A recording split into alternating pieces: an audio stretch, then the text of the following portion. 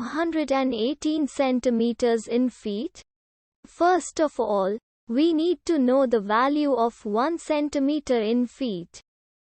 It's always 1 centimeter equals 0.03280839895 feet.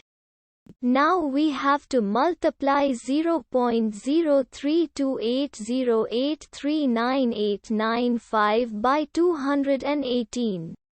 Therefore, 218 centimeters times 0.03280839895 feet equals 7.1522309711 feet. So, in other words, 218 centimeters equals 7.1522309711 feet. We hope you have enjoyed this video. Please like and subscribe to our channel for more videos like this.